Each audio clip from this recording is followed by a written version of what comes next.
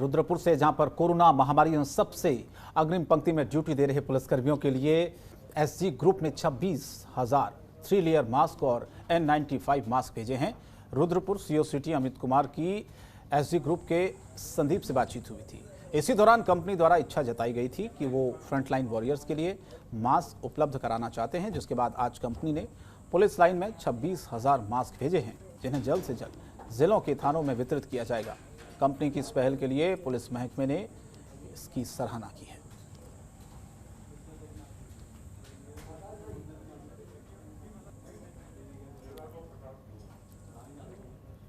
और टिहरी के बसुई गांव में 20 कोरोना पॉजिटिव मरीज पाए जाने से बसुई गांव आसपास के गांव में हड़कंप मचा हुआ है। 20 में से 18 लोगों को इलाज के लिए कोविड सेंटर ऋषिलोक भेजा गया है, जबकि 2 लोगों को घर पर ही आइसोलेट किया गया है। आपको बताएं कि स्वास्थ्य विभाग की टीम 25 मई को गांव में सैंपल लेने के लिए पहुंची थी। तहसीलदार नरेंद्र नगर अयोध्या प्रसाद उन्होंने बताया कि बसुई गांव को तत्काल कंटेनमेंट जोन बनाने का काम जारी है। संबंधित गांव में क्षेत्रीय पटवारी और पुलिस की सभी तरह की निगरानी रखने, व्यवस्था बनाने के लिए तैनाती कर दी गई है।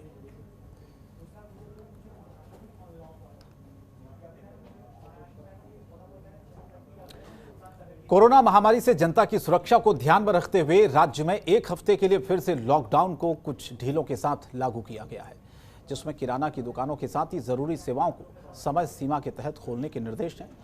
चमोली में सरकार की ओर से लागू गाइडलाइंस की जमकर धज्जियां उड़ाई गई हैं।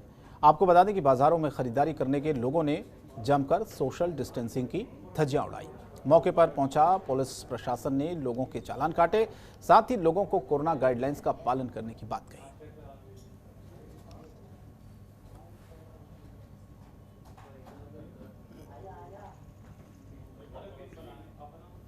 और बाजपुर नगर पालिका प्रशासन ने होम आइसोलेशन में रह रहे लोगों को मिलने वाली दवाइयों को बीएलओ को सौंपा है। जरूरतमंद लोगों को दवा बांटने के निर्देश दिए हैं। आपको बताएं कि प्रदेश सरकार की ओर से होम आइसोलेशन में रह रहे लोगों को स्वस्थ रखने के लिए एक विशेष किट तैयार की गई है, जिसमें से iron, calcium, zinc, paracetamol, mask सहित बाकी दवाइयां हैं। प्रदेश सरकार की ओर से बनाई गई इस विशेष किट को जरूरतमंद लोगों तक पहुंचाने के लिए नगर पालिका का सहारा लिया जा रहा है, जिसके चलते बाजपुर नगर पालिका क्षेत्र में 8 केंद्र बनाए गए हैं। सरकार की ओर से किट उपलब्ध होने के बाद नगर पालिका प्रशासन ने केंद्रों पर बीएलओ की मदद से दवा उपलब्ध करवाई है।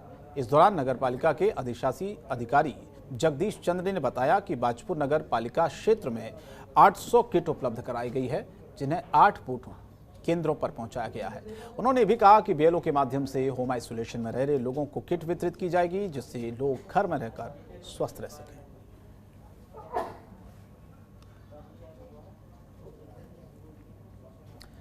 और राष्ट्रीय स्वास्थ्य मिशन से जुड़े संविदा कर्मचारियों ने 9 सूत्री मांगों को लेकर होम आइसोलेशन आंदोलन को 6 जून तक करने का निर्णय लिया है।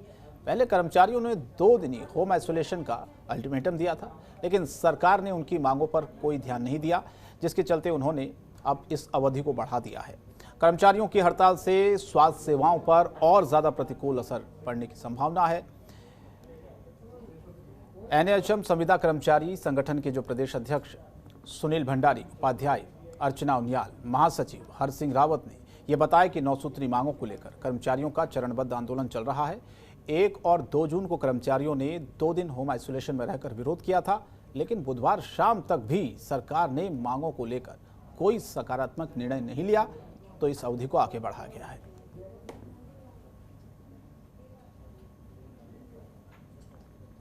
पिथौरागढ़ जिले की जनता को जल्द ही ऑक्सीजन प्लांट की सुविधा मुहैया होने जा रही है। सीएमओ पिथौरागढ़ हरीश चंद पंत ने जानकारी देते हुए बताया कि ऑक्सीजन प्लांट का काम जिले में जारी है। इसी सप्ताह ऑक्सीजन प्लांट शुरू हो जाएगा, जिससे लोगों को भरपूर मदद भी मिलेगी। डॉक्टर हरीश पंत ने यह भी बताया कि ऑक्सीजन प्लांट में काम करने के लिए बाहर से टीम लगाई गई है, जो 3 से 4 दिन के अंदर ऑक्सीजन प्लांट को तैयार कर देगी।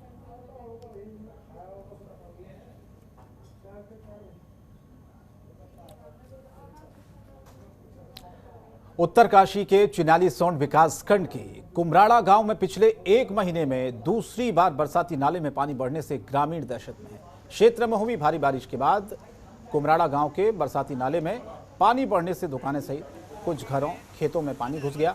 पानी भरने की सूचना पर पर पुलिस प्रशासन, तहसीलदार पहुंचे और साथ ही साथ जो मलबा रास्ते में था उस मलबे को हटाया गया।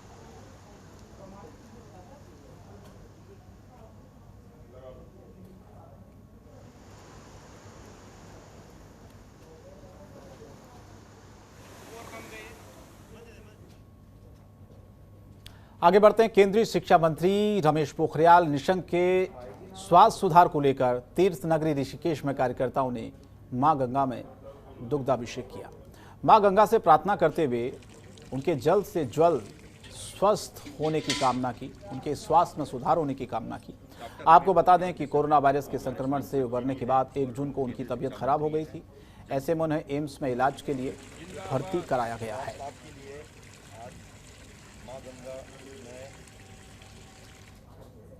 आज डॉक्टर रमेश पोखरियाल निशंक, जो हमारे सांसद जी भी हैं और केंद्रीय शिक्षा मंत्री हैं, जन लोकप्रिय नेता हैं, उनके स्वास्थ्य लाभ के लिए मां गंगा में दूध विसर्जन का हमने आज कार्यक्रम रखा। मां गंगा से हमने प्रार्थना करी कि आप अपना आशीर्वाद दें हमारे डॉक्टर रमेश पोखरियाल निशंक जी को, उनका स्वास्थ्य लाभ हो।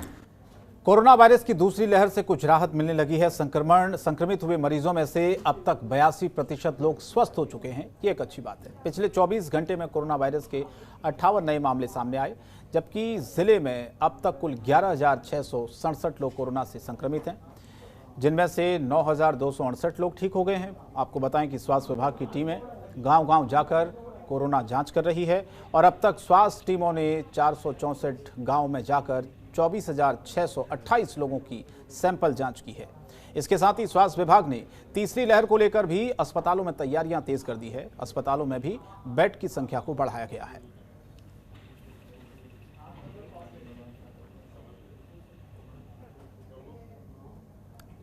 और खबर ऋषिकेश से, जहां पर ऋषिकेश में ग्रामीण क्षेत्र के रिहायशी इलाकों में इन दिनों हाथी पहुंच रहे हैं, जिसके बाद लोगों में भय का माहौल बना हुआ है। हालांकि हाथी द्वारा अभी तक किसी भी तरह का जानमाल का नुकसान नहीं किया गया। रिहायशी इलाकों में हाथी की दस्तक के बाद वन रेंज ऋषिकेश की ओर से एक विशेष टीम बनाई गई है, जहां पर गठित की गई गश्त टीम रिहायशी इलाकों में पहुंचने वाले हाथियों को जंगल की ओर खदेड़ने का काम कर रही है। आपको बता दें कि हाथी के रिहायशी इलाके में घुसने की घटना सीसीटीवी में भी कैद हुई है।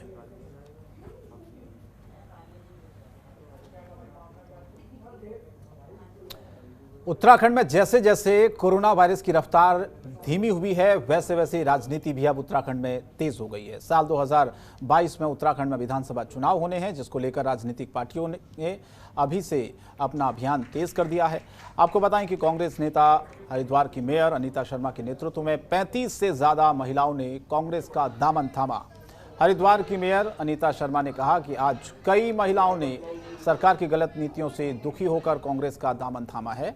जिस तरीके से सरकार ने सारा व्यापार ठप कर दिया और लोग आर्थिक संकट का सामना करना पड़ रहा है, इससे लोगों के मन में काफी गुस्सा है। अब परेशान लोग कांग्रेस में शामिल हो रहे हैं, जिससे प्रदेश में कांग्रेस की सरकार बने और लोगों को बढ़ती महंगाई और बेरोजगारी से निजात मिल सके।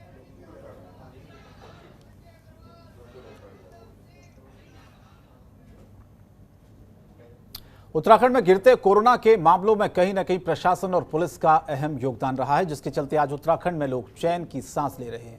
यहां दिन रात पुलिस प्रदेश में आने वालों की चेकिंग कर रही है। जनतंत्र टीवी की टीम ने बॉर्डर पर पहुंचकर वहां के हालात क्या हैं उसका जायजा लिया है। देखिए तस्वीर आप भी। उत्तराखंड में लगातार कोरोना के जो मामले हैं उनमें लगातार कमी आ रही है। सबसे बड़ी बात यह है कि उत्तराखंड में चाहे पुलिस प्रशासन हो चाहे प्रशासन हो, वो लगातार मुस्तैदी से काम कर रहा है। आपको बता दें कि इस वक्त हम यूपी और उत्तराखंड के बॉर्डर पर मौजूद हैं। जनतंत्र टीवी की जो टीम है वो बॉर्डर पर इस वक्त गई है और आपको दिखा दें कि लगातार जो यहाँ पर जो सघन चेकिंग अभियान है पुलिस द्वारा किया जा रहा है। जो भी लोग उत्तराखंड में प्रवेश कर रहे हैं उनका पास देखा जा रहा है और उनकी आईडी चेक की जा रही है। जो लोग बगैर पास के यहाँ पर आ रहे हैं उनको बैरंग वापस भेजा जा रहा है। ये सख्ताई जो उत्तराखंड पुलिस ने और प्रशासन ने की है उसी का नतीजा है कि उत्तराखंड में कोरोना के मामलों में लगातार एक हफ्ते से कमी आ रही है। ये उत्तराखंड के लिए बड़ी खबर है।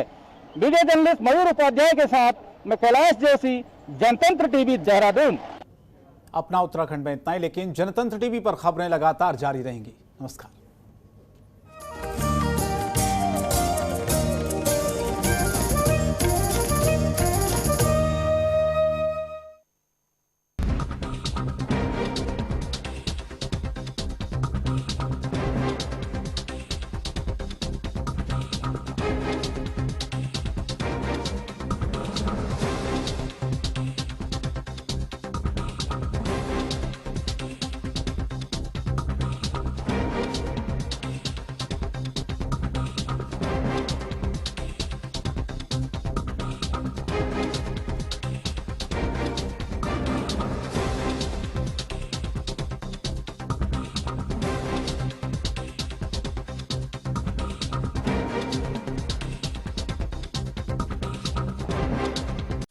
खबरों के निष्पक्ष विश्लेषण के लिए सब्सक्राइब करें Jantantra TV and press the bell icon. Never miss any update.